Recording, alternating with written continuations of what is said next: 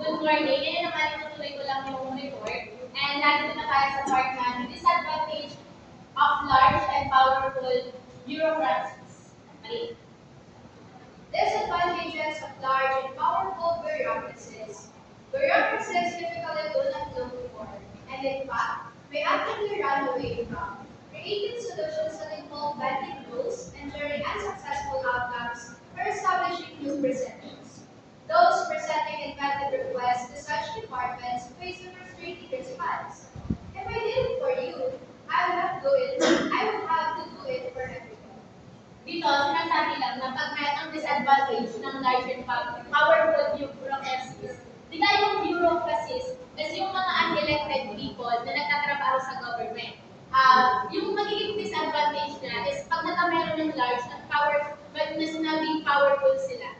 Parang sila kasi yung parang ano din sila involved din sila kung paano ma-implement yung ginagawang laws ng mga nasa government kung sino yung mga nakakataas. Sila din yung namamahala sa pag-implement ng laws. Dito maaari silang maging pabaya or yun na, yung mga involved sa bending rules, ignoring unsuccessful outcomes. Kasi parang powerful sila, parang siguro, baka sa mga loob-loob nila is powerful naman sila, walang magagalit sa kanila. Okay lang kahit anong gawin nila, kahit na hindi nila sobrang masunod kung ano yung mga napag-usapan, kung ano yung mga dapat na gawin na rules. And nagiging frustrating response ng mga nakakarami, if I did it for you, I would have to do it for everyone. Kasi diba, dapat talaga pag gumagawa ka ng bagay sa isa, dapat lalo na pag nasa government ka, nasa politics ka, kung ano yung ginawa mo sa isa, kailangan gawin mo siya sa lahat. Kasi yun ang fair. Kasi pare-pares naman kayo na nagbabayad ng tax sa bansa na yun. Pare-pares kayo namumuhay sa bansa na yun. Kailangan kung ano yung ibinibigay mo sa isa, ibinibigay mo sa lahat. Kung ano yung pinapatama, yung parang pinaparanas mo sa isang bayan, kailangan nararanasan din ng iba't-ibang bayan. Next, Sheena. Disadvantage of large, powerful bureaucracy. In his well-known book, The Bureaucracy, James Q. Wilson suggests that the inflexibility of bureaucracies should not be surprising. Bureaucracies are supposed to resist innovations. They were created based on certain expectations and the haphazard activity. Flexibility will be an equal treatment of similar activities. Dito naman, sinasabi sa book na bureaucracy ni James Q. Wilson na dapat daw i-expect na hindi daw surprising ang meron ng inflexibility of bureaucracy. Kasi di ka sabi ka natin, hindi naman nga sa yan ulit nga sa paglaki at pagiging powerful ng bureaucracy. Parang nagiging inflexible na sila, parang meron silang pinag-proposal kasi alam nila ang powerful sila. And dapat, bureaucracy is supposed to resist and a certain expectation and hazard activities with stability within an equal treatment of similar cases. So, kailangan ng mga bureaucracy is, nagbibigay lang din sila ng stability or routine na gawin yung mga rules nila. And equal treatment of similar cases kung saan nagbibigay sila ng equal treatment sa lahat ng mga mamayan at lahat ng tao. Ngayon naman is the military. American. The subway of military is like any other part of the bureaucracy. As far as it follows standard operating procedure, it has craft and implement policies in the area of interest and expertise. Another way the military is different from other bureaucratic agencies. Such offices have a self-sufficient civilian control of the military.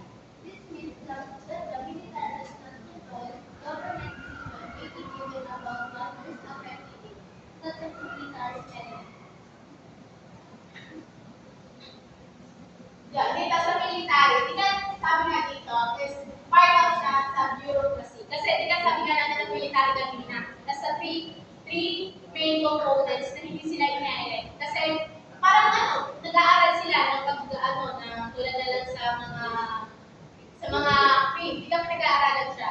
Tapos may pinagdadaan ng training sa mga army, gano'n. Kaya natatawag siya as part of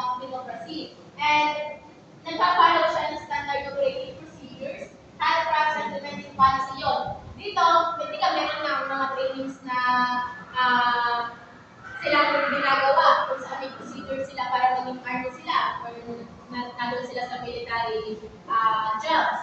And also, nag-help din sila sa craft and implement ng policy kung saan parang hindi ka minsan pag hindi na kailangan ng follow ng nakakataas is ginagawa na lang nila kasi yun yung required ng sa oras na yun kasi hindi naman kumare may pera sinugod kayo hindi naman iintayin yung yung sasabihin ng nakakataas bago kayo lumaban kailangan lumaban na kayo kasi paprotektahan nyo lang din naman yung sarili mo.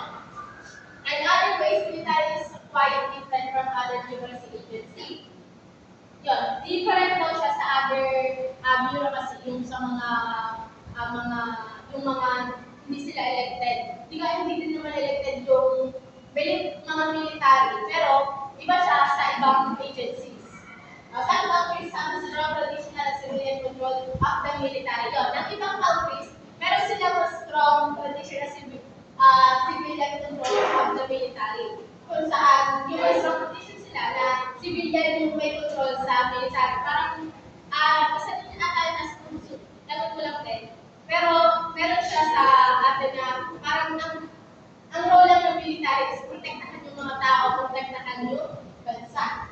Ayun, nagtingin siya na military does not control government decision making, even about the matters affecting it such as military spending. Yun, hindi rin kailangan yun. Doesn't control the government. Yun nga, such as military spending. Hindi na nila parang hindi na control ng government yung sa military spending nila. Next. Tasks of the military under civilian control. Militaries under civilian control have two essential tasks: defending the country and developing into a professional fighting force. Historically, militaries have also been charged with controlling the territory of an empire. Militaries may also be expected to maintain order internationally, but systems with civilian control of the military typically relieve this task by the country's police. Dito sinasabi na yung militaries and the civilian controls have two essential tasks. Yung una is defending the country, kung saan ang task ng military is i-defend yung country. Parang, may digma, i-defend mo yung country mo. And yung pangalawa is developing into a professional fighting force, kung saan mag-develop yung military ng professional fighting force, kung saan yun yung mga samahan na meron kayong fighting force or mga skill yung mga military. And historically, yung militaries have also been charged with controlling a territorial empire. Lalo na ang example nito is direct noong may war sa kanila. Parang ang nangyayari kasi, mas namumuno yung military, mas nakikialam yung mga military sa kanilang bansa.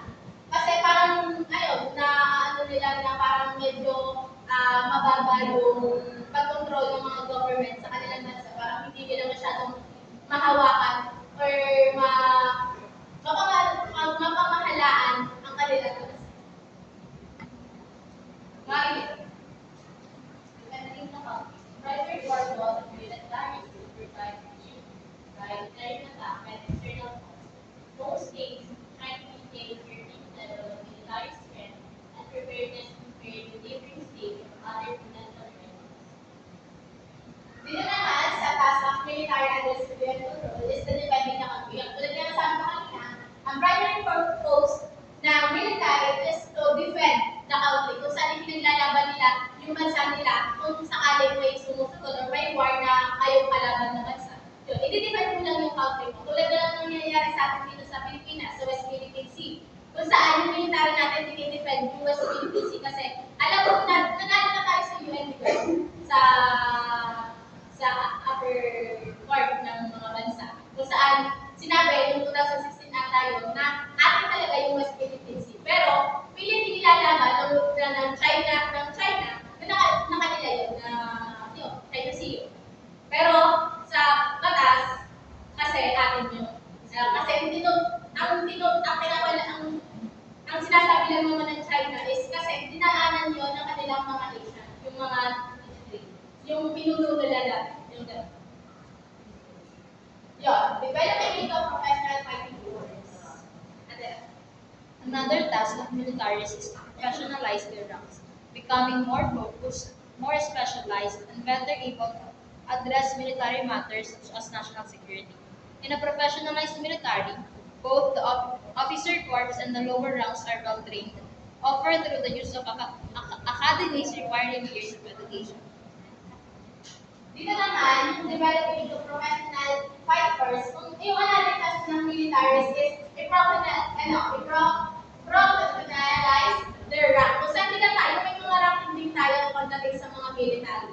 Kung saan kaya sa mga lesson PO1, PPO1 ba yun? SPO1, SPO1, SPO2. Yun, may mga ganito sa atin na professionalize yung kanilang ranks. Kung saan, di nga bago din naman tayo maging army, maging mga police. Pero tayo nagdadaanan na makitid training. Kung saan yung sa army na is parang ilang years silang naroon lang sa isang compound. Kung saan din sila tinitraining, yung mga tinitraining.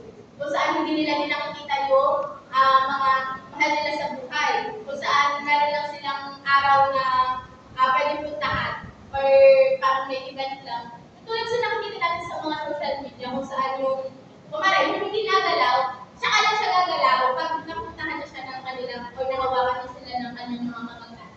Yung gano'n. And also, yung sa training na sinasabi dito is, kailangan nila na matrain para sa security ng mga tao na nanonood sa isang bansa, pati security ng ating out or the national security. Next. Controlling the environment. Controlling the empire, government must also use civilian troops, military for expansion and into territory or controlling sensitive vulnerabilities. This empire consisted of a war area and where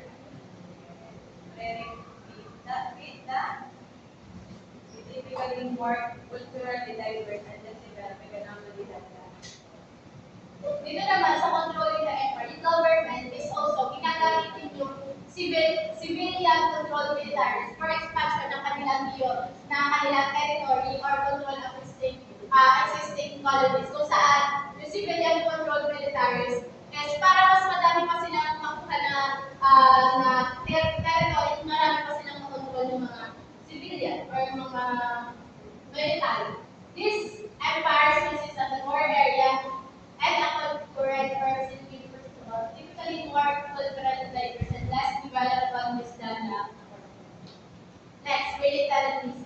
A state, a preoccupation with having a strong military force and being prepared to use it aggressively. So sa militarism, yung state preoccupation with having a strong military force. Kung saan yung militarism, meron siyang strong military force kung saan parang yung military yung namumuno sa isang bansa. Sila yung minsan yung pag nila pag sa mga military, ginagamit nila as aggressive kung saan parang tulad lang sa Iraq, sa bansa ng Iraq. Kung saan namuno din doon yung mga military, kung saan nung panahon doon, nung Iraq war ata yun, kung saan, or basta nung sa Iraq, is, maraming namatay kasi, mas may power yung mga military kaysa sa mga people. Hindi sila under ng civilian. Kundi sila ang under sa civilian. Kung saan, mas may kapangyarihan yung military kaysa sa civilians or sa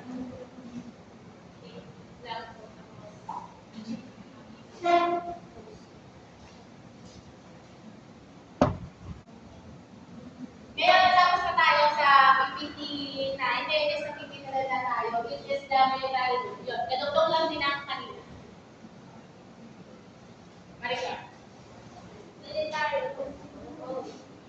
Military officers may overthrow an existing government and become rulers through a coup. What do you think?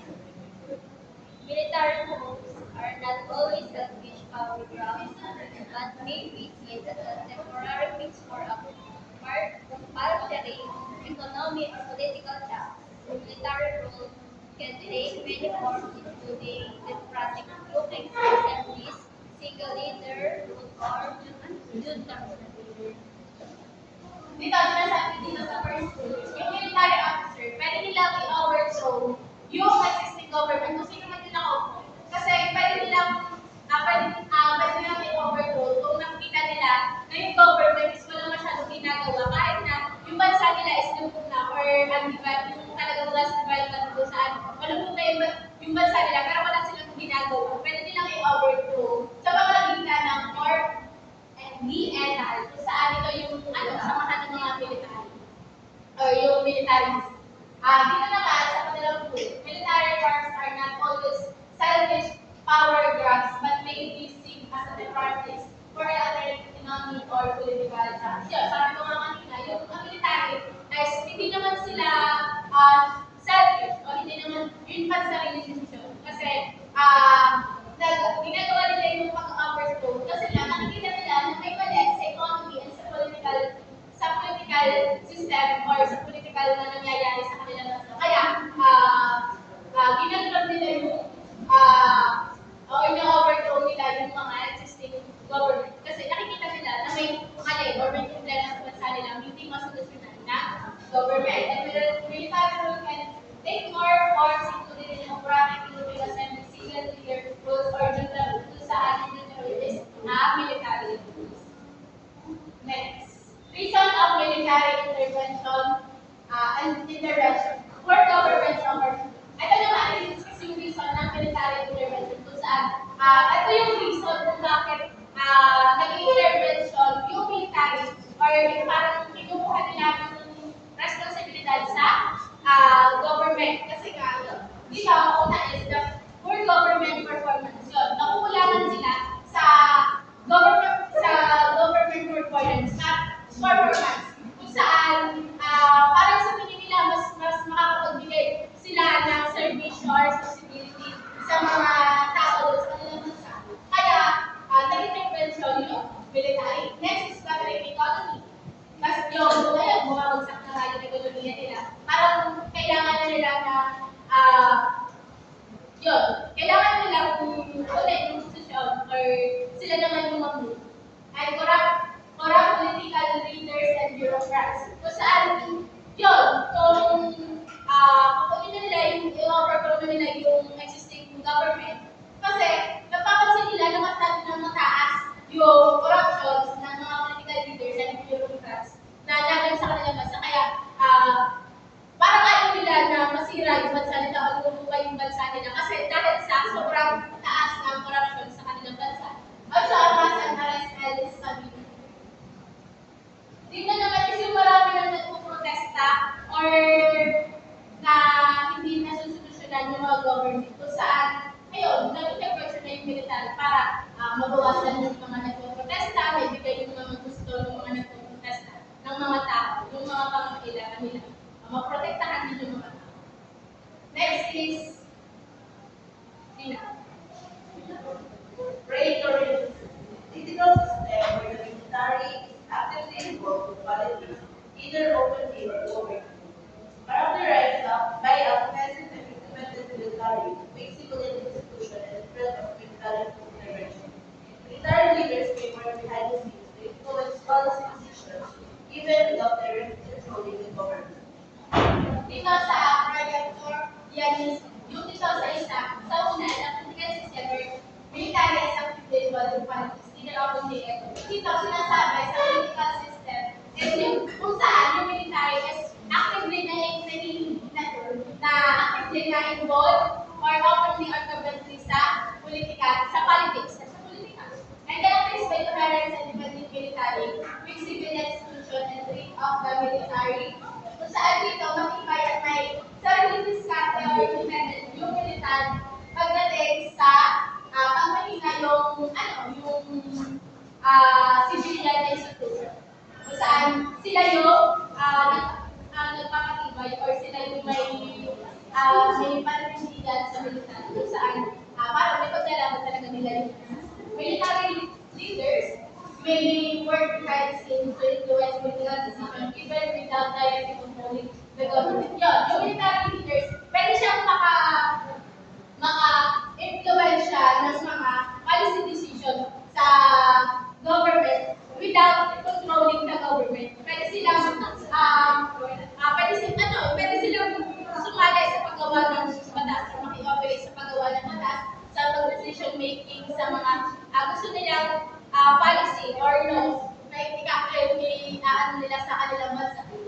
without directly na kinokontrol yung government, kung ano yung dapat nilang gawin, kung ano dapat ipatupad nila, kung ano dapat nila.